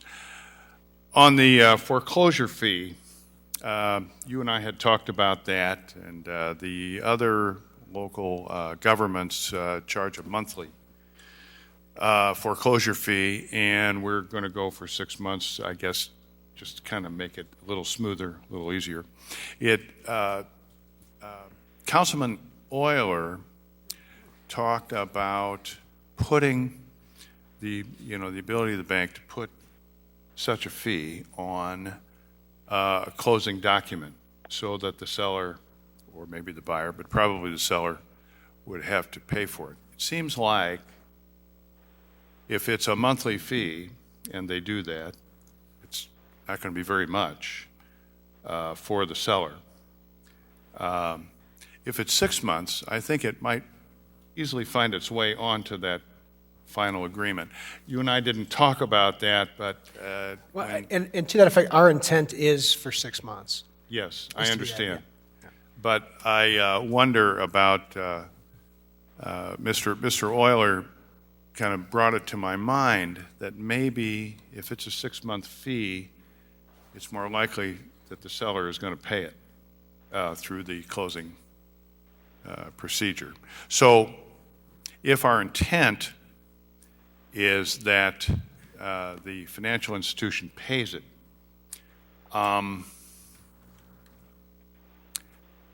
just something to think about, perhaps. Sure. You know, okay.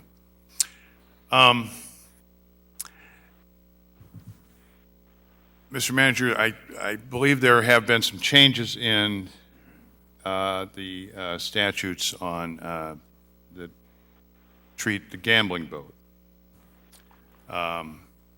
And my understanding is that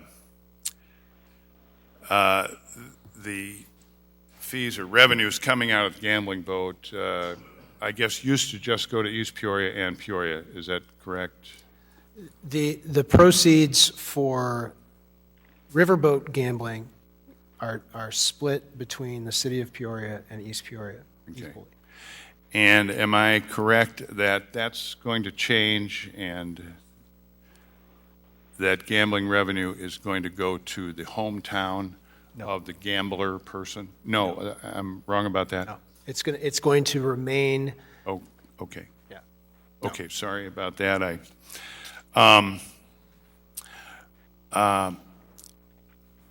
Now, and also, what is the city's total debt now? Well, total debt, you're going to have to look at it in a number of different areas. I think that we right now have about $350 million in unfunded pension liabilities. There's roughly about $50 million or so in other post-employment benefits liabilities. $30 million of OPEB liabilities, and then about 71 million in general obligation debt. Okay. I think that's what I was after. Yeah. So 71 million. 171 million. Ah, okay. I thought, whoa, 71 million, that's not bad. Okay, 171 million. All right, thank you. Thank you. And thank you, Mr. Scroggins. Something else, Mr. Manager, that you and I spoke about, it doesn't bear on any budget idea that we have. I would just like to remind us all that we've got 2 places and maybe 3 where this is in the big book, on page 2 and on page 50 or 51, 50 I think, where it says that we, City Hall, the council, the city government, provide economic opportunity to our citizens. And on the other one goes a little further. It says the changes needed to improve these measures include increasing the number of jobs available, the value of jobs available, the readiness of employment age, and the associated business growth required to provide these changes. We can't do any of those things. We cannot do them. What we can do is provide a climate so that the economy will do that. We do not provide jobs. We do not provide, our job economically for our city is to provide a climate. It has nothing to do with this budget per se, but and I'm not going to ask you to change your verbiage on the on what you wrote, but you and I spoke about that, and I think it's very important for us to keep that in mind. Our job is climate. Thank you. We're having a little technical difficulty, I think, with our call-in. Yeah, so we'll be working on that. Maybe I'd like to ask the treasurer, maybe if you want to just clarify the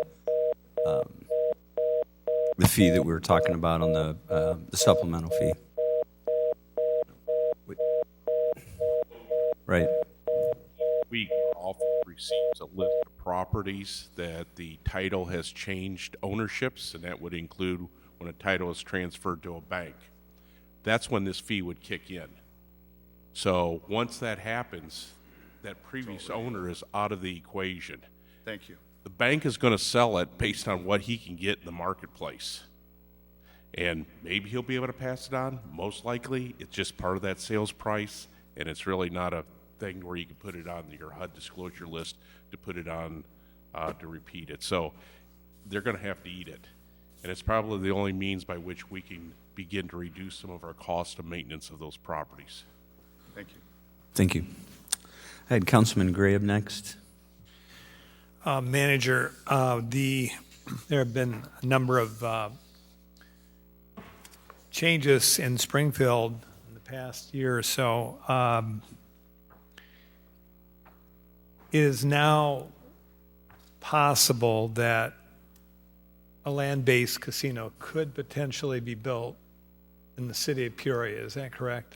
That is correct. I think our agreement with East Peoria does state that if there is to be land-based gaming here, it has to be in the city of Peoria.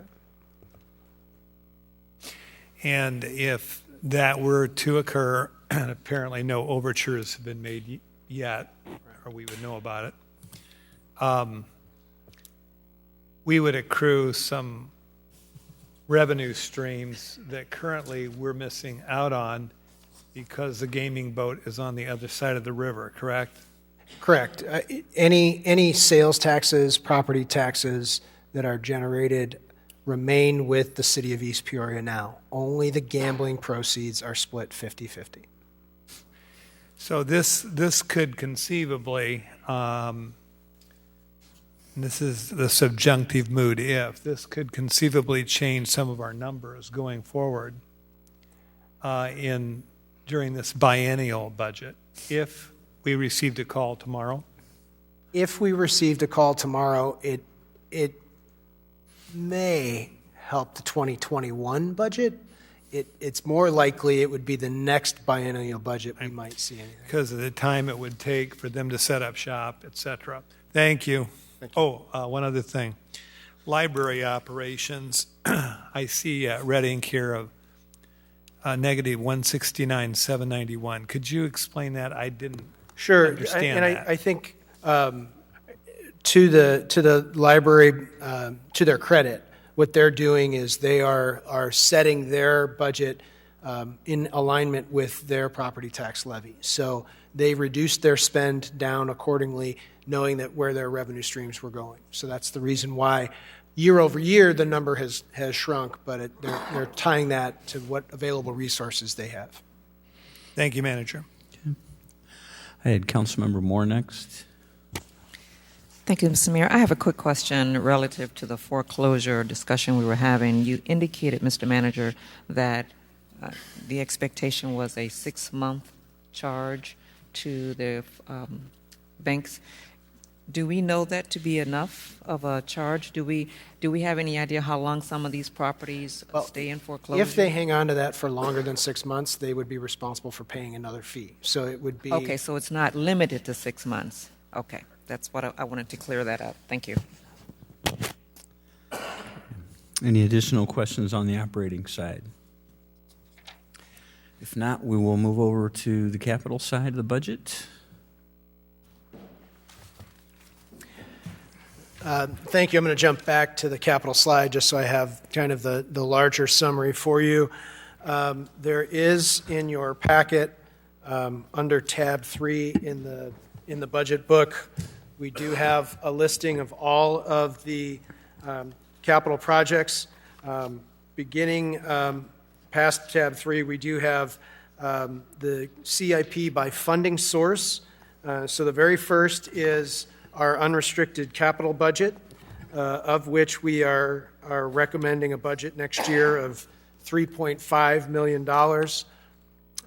We're recommending $280,000 of expenses in the downtown TIF to address some of the marina issues that we have.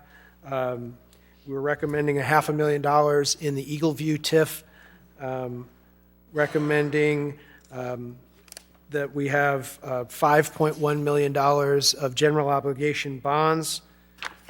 Local motor fuel taxes on projects are projected at $6.75 million. And then our Northside Business Park TIF, as I mentioned, $700,000 of infrastructure improvements there. We're anticipating we're going to see almost a little more than $1.9 million of reimbursements from the state and federal governments or from private property owners that pay into our private drainage program or into our sidewalk participation program. We have $11.5 million of sewers work that is proposed as part of the budget, $1.1 million in the South Village TIF, state motor fuel tax proceeds of $4.5 million, and then within the stormwater utility, we have $3.9 million worth of capital work. That totals $39.9 million. We have some engineering salaries that we would be netting out of that, so it's a total project cost of $39.7 million. That first under tab 3, each one of the projects is listed. There's a page number on the far left of that first spreadsheet that gives you the reference to the project detail of that project chart. So if there's any questions on specific projects, we'd be happy to answer them. Director Powers is here as well from the Public Works Department. We can answer any of those questions that you may have. Okay, capital budget, Councilman Sear. Thank you, Mr. Mayor. Just a few questions. Before I ask the capital budget, I had a question for Treasurer Nick Teen. Sorry I didn't call you before to ask you, but I had a note here about the, on page,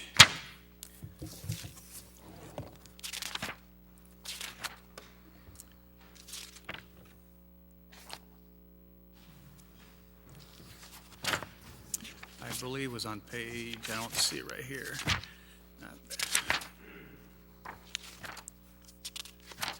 Oh, right here, page 5 of the our three-ring binder talks about the public safety pension. And I understand what happened fourth quarter last year. It says here we lost more than $12 million. My question to you is, how are we doing first quarter and second quarter of this year? And how does it affect our contribution to the pension? We are currently at about 11.5% to 12%. I haven't seen the latest one, but we've been kind of holding steady. You know, the market's been up and down the last month and a half, 2 months, but it's roughly around 11.5% for both funds. So right now we're doing pretty good. But remember, last year, December wiped all of 2018 away. So we kind of hope, and that's all we can do, is hopefully that the market will stay strong, which is a positive impact to diminishing what we would otherwise would have to pay. Refresh our memory. What was your prediction for this year? The rate of return prediction? I made no prediction because we do. The actuaries do. What rate? The actuaries? The actuarial. We make an assumption at 6.5 to 6 3/4. State uses one. The pension fund uses the other one, but that's the number. And realize that under the statute of public pensions that are over $10 million, 35 to 40% have to be in fixed income. Fixed income right now is averaging about a 1.5% because we've gone short duration, and we did that because with the anticipation that rates would go up and that we would then begin to ladder up and begin to have higher returns. Well, what has happened in the past 4 months, rates are actually falling to try to help kickstart the economy and to keep it moving. So thank you very much, sir. Mr. Manager, if we're doing better in the rate of return, did you, in your forecast for next year's budget, what kind of number did you use for our contribution to the pension? We use the number that the Department of Insurance tells us we have to use, which is taking into account last year's performance when we lost $12 million. So when you have a good year, It's not immediate. It will be, so any good year we have this year might affect what we have to contribute in 2021. And I say might because every year we're getting closer to 2040, which means any unfunded liabilities we have to amortize that over a shorter period of time. So that means that the contribution is going to get larger. And so all that plays. There's a lot of moving parts in order to get to that number. We smooth over a 5-year period so that any hit in any particular year, either positively or negatively, is spread over a 5-year period to minimize the ups and the downs. Okay, thank you on that question, that answer. City Manager, just a couple, 2-3 questions for you on the TIF money that we were talking about earlier. Is that included in your $39 million? Yes. So how much of that is the TIF money that you talked about earlier? About $2.5 million. It's coming from the TIF surplus or what we have in Correct. the bank right now. Okay, $2.5 million. What was our CIP budget last year? Last year, let me see, I can tell you. Hang It on was just a second. $32 million, I believe. It was about $32 million. What happened when did we spend all that money, and what happened when we don't spend all that money? I will let Director Scroggins explain what happens when we don't spend all the money in our capital budget. Well, I would love it if we didn't spend all the money, but typically we do spend all the money. Any projects that come in under budget, those funds would fall back into fund balance and be reprogrammed the next year. So we look at it as an ongoing account. Why the increase this year from $32 to $39 million? We increased bonding, and we've also increased the revenues to provide some funding too, as well, like in stormwater and sewers. So in capital fluctuates from year to year based on what we get in grants. We could get, I think we have like 1 year we had $5 million worth of grants to do North University. We don't get that every year. Last question for me on the, Mr. Manager, on the PCI index. I had a horrible meeting last night with 50 or 60 very angry people at a homeowner association. I know from the PCI index, when the index is between 40 and 50 or 40 and 60, we need to do a total reconstruction of the road. How do we prioritize who gets that money? Because I know we're years and years behind, but how do we prioritize which road get fixed? Go ahead. Well, the way that we've prioritized in years past is we've looked at which roads were in need of reconstruction and which roads were in need of reconstruction and also had large amounts of average daily traffic. So we were trying to focus on the arterial side on those streets where we have the most travelers. That's one of the reasons why University Street has been in a kind of a permanent state of reconstruction over the last several years. It's why we're starting to look at the Glen Avenue project as being a reconstruction project that we can undertake and look at where we can have that impact. We then also set aside dollars in our budget for pavement preservation work, where then we start to get into the residential streets. There we use a number of different applications, whether it's microsurfacing or slurry seal coating or other types of preservation work, and we try and stretch those dollars out to hit as many of those streets as we can in order to improve and extend the life of those streets. We are challenged in many areas because of the development standards that we had for a number of years where we allowed streets to be built in the 5th District that are falling apart now because they were not built to a standard that would sustain itself over the long term. Summarizing it, the road was very wide but very narrow instead of narrow and thick. And I think that that's one of the challenges that we're facing is that now we have to replace all of those, that infrastructure. And it takes time and it takes money to get through it. So the department has Public Works Department has $195,000 proposed in this next year's budget to do the third iteration of the pavement condition indexing.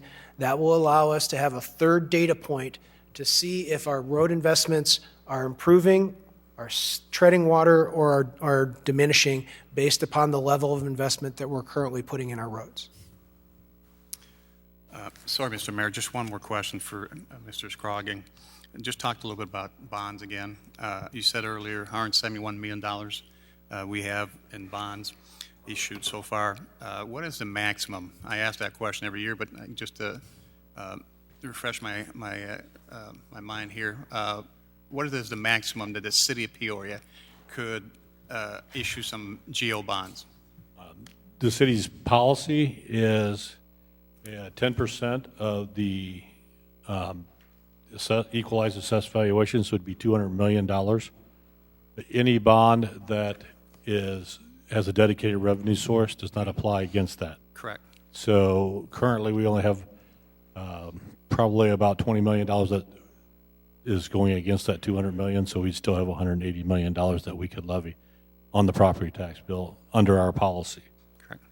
So $200 million is roughly the maximum for general obligation bonds. That's the council's policy that they've adopted, yes. Thank you, Mr. Mayor. Thank you. I had Councilmember Euler next. Thank you, Mr. Chairman. On the demolition and clearance, generally it's budgeted about $1 million, and I see there's a 2-year void here of 0, and obviously the need is not declining. As we started to balance the budget this year, we did leave money in the general fund operating budget to handle emergency demolitions. But one recommendation that we did make is to zero out any discretionary funding out of the capital budget for demolitions for this year and next. So, thank you.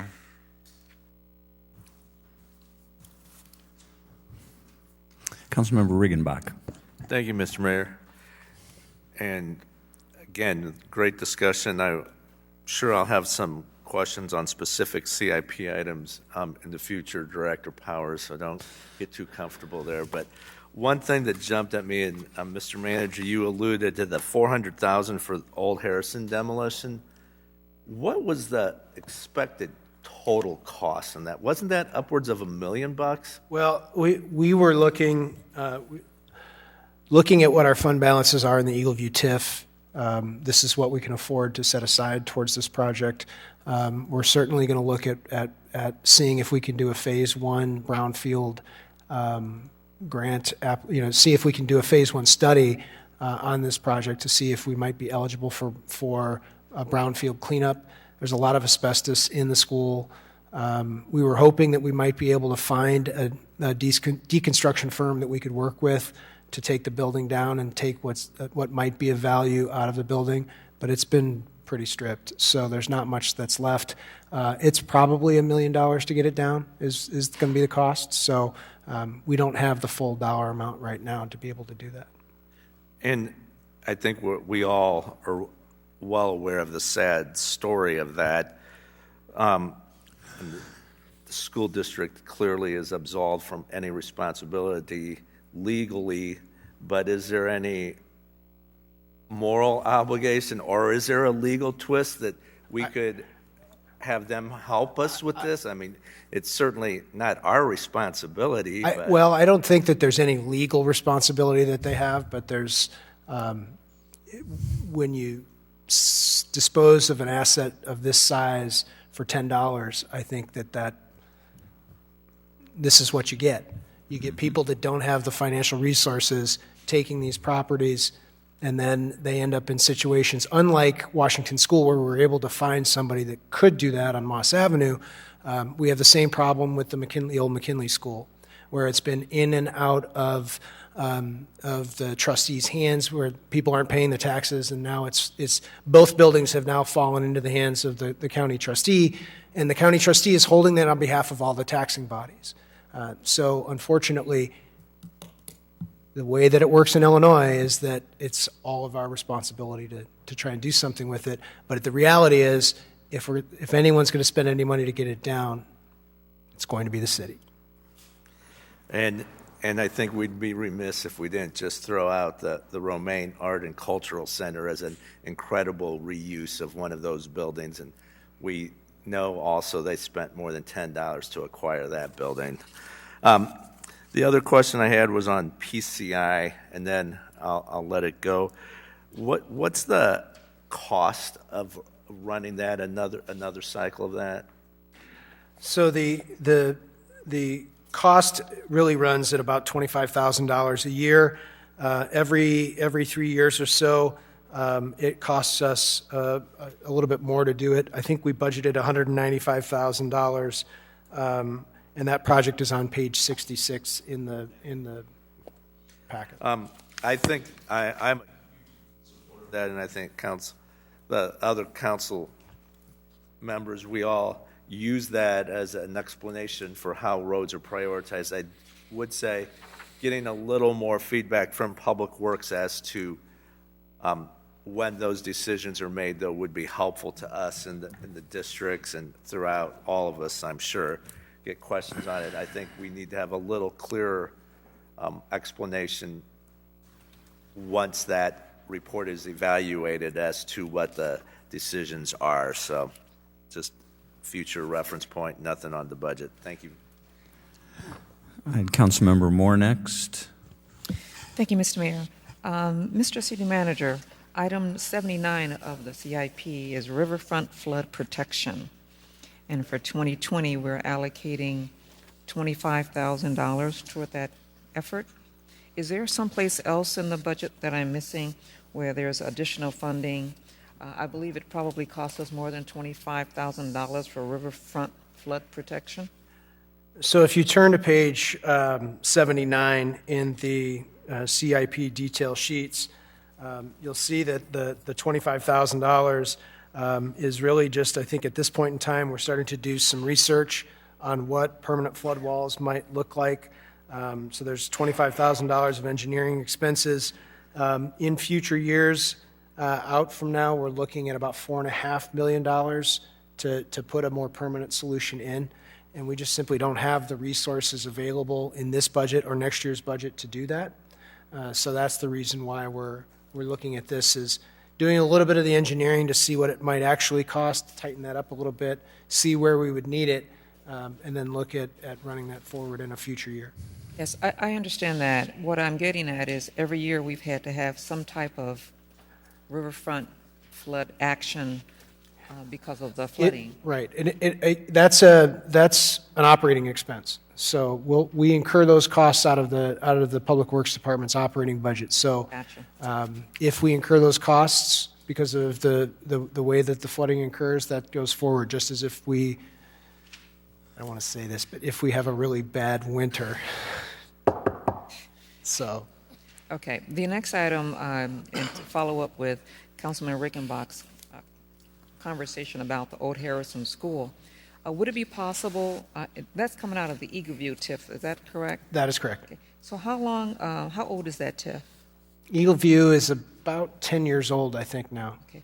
Would it be possible, and you don't have to do it for our next meeting, but in the not too distant future, to determine one of the concerns that we oftentimes hear from the school folks connected to the school district is the amount of money that TIFs are taking away from the school district.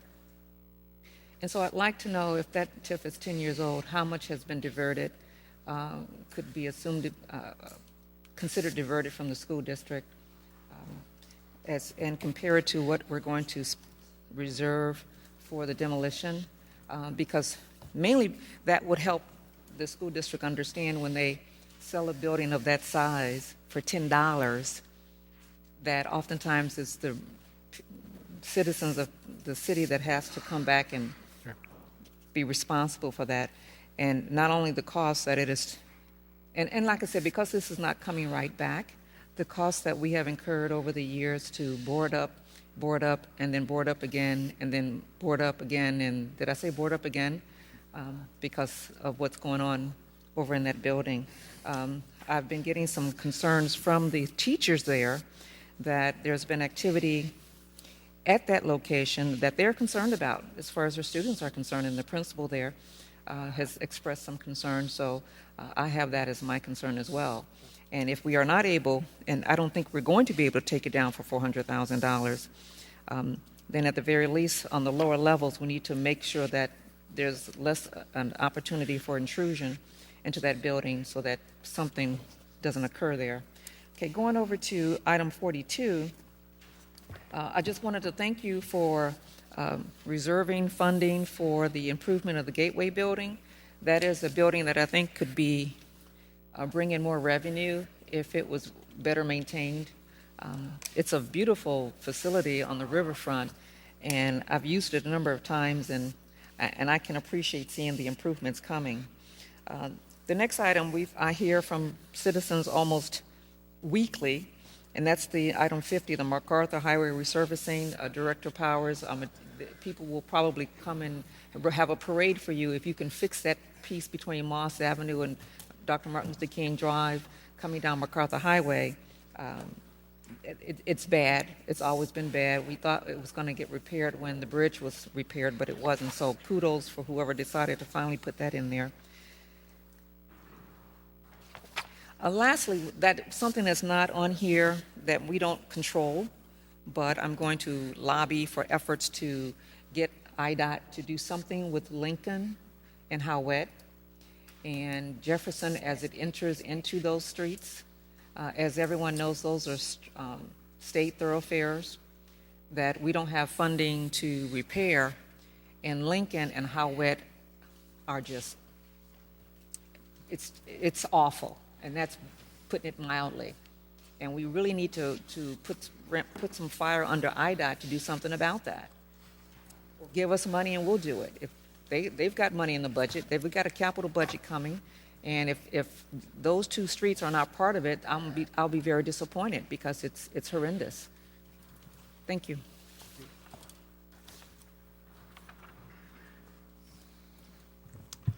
Further questions on the Capitol? Councilman Grabe. Mr. Manager, thank you, Mayor. For our painting of buildings and ornamental street lights, is that in the capital part of the budget? Thank you, Councilman, for asking that question. What we're proposing to do for street lighting, and specifically one project in particular on Sheridan Road, as we do the reworking of Sheridan Road and the reconstruction of Sheridan Road, is we're proposing to issue a request for proposals to firms to do an energy performance contracting. And what that is we're going to use the cost of our current energy consumption for street lights to replace all of the street lights to LED inside the city of Peoria, and then have our energy savings pay that back over time, so that will allow us to replace all the lights, lower our costs. You have brought up in the past how we know that there are street lights that are out and we're not able to get to them because they're not smart street lights where it tells us that it's out. What we have is we actually have to have somebody with eyes to look at it to say that street light isn't working. So you've got to have people out there that are looking at that, or people that call in that are citizens that are calling in to let us know. So the intent would be to replace that system and cover some of the larger street lighting projects that we have for the city, and then that gets paid for over a period of time by our current energy savings. We won't see any change in our energy spend for a number of years as that gets paid off, but then that allows us to then move forward with the replacement of all of those lights, as well as addressing Sheridan Road. And that would cover the cost of painting ornamental street light poles? It would cover, in certain areas, it would cover the cost of that. The painting of ornamental street lights is still an operating expense that our staff will have to perform. It's an operating expense? It's an operating expense that our staff has to perform, yes. We have one painter? We have one painter. Seriously? Yes. That reminds me of when I worked for 150, every school was supposed to be painted every 7 years. We're looking at every 20. Yeah. Has any consideration been given to ramping that up just a little bit? I don't want to break the budget here. We can certainly discuss it or give you a report back on what that would take. Because once we see poles, manager, starting to corrode, as has happened in past years, once we let that happen and we don't get a fresh coat on there, it's just going to make things more difficult and be more costly over the long haul. Manager, the other thing in reference to, thank you for the delineation of the plan citywide for lighting, but we did have a choice a while back when we went from the, I guess you'd call that the sodium pressure bulbs. There was a choice as to the intensity of the LED light that would go into a fixture. I know some of the streets, certainly in the 2nd district and the other districts, the neighborhoods were given an opportunity to weigh in if they wanted the Walmart style bulb, really bright and intense, or something midway or something at the lower level. Will we still have that option, or is it going to be one size fits all? Generally, I think in our residential areas, we're looking at a dimmer light than what you might find in some of the arterial areas, just simply because of the impact that it has on the surrounding neighborhood at night. But that's one of those things that we'll continue as we roll this out to look at and make some recommendations to you. So what we might want on an arterial road would be different than what we want on our side streets in the residential areas. Correct. So we will be having at least a 2-tier system. Yes. And moving entirely to LED.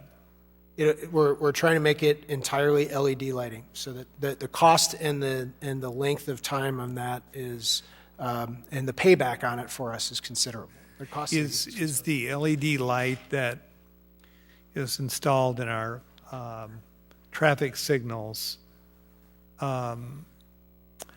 have they changed the technology in recent months so that we don't have the whiteout? Because some of these LEDs are so energy efficient that when the snow is blowing, it literally covers the red light or the green light or yellow light to where the motorists can't always see during some of our more significant storms. Has there been any change in that technology? Just looking back at Director Powers, I think the short answer is no.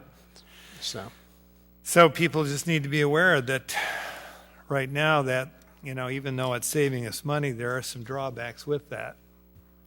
Thank you. Thank you, Mayor. Thank you. Any further questions on capital side? Mr. Manager, did you want to go into the general fund side a little bit on this tonight, or? Sure. So just kind of in conclusion, I think from an operating standpoint, where we're going to be moving next would be the calendar here for just a second. Beginning tomorrow or next Tuesday evening, we'll have the public hearing for the budget before the meeting starts at 6 p.m. And then later that evening, under unfinished business, we'll continue any operating and capital discussions. I've got a series of report backs here that we'll work on, that we'll get that presented to you. October 29th would be the next night for budget discussions, and if we needed to have a truth in taxation hearing, we would do that. We would then try and finalize for you everything into the budget on November 5th, and then hopefully have everything adopted on November 12th.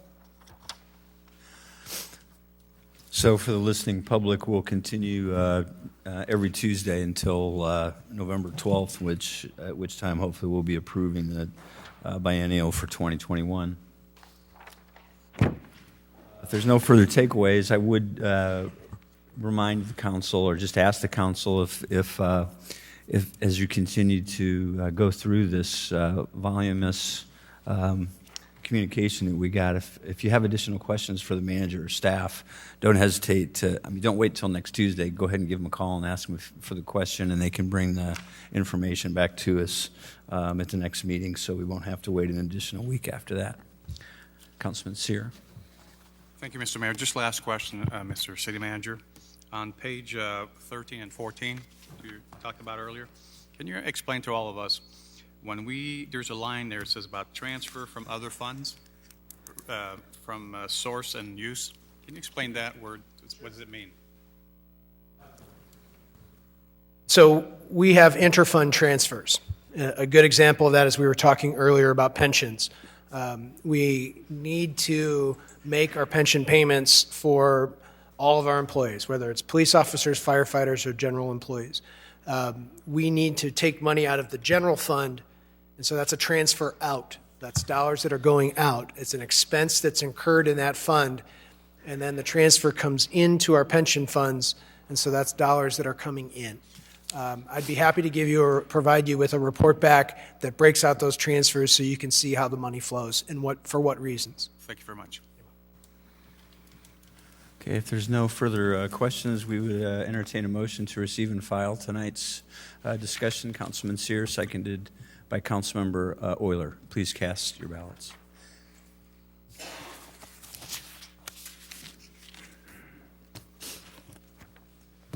The motion passes unanimously. Let the record reflect that Councilman Ruckriedel dropped off. Madam Clerk. We're at citizens' opportunity to address the city council. I don't think I have any here, but are there any citizens here that would like to address the city council this evening?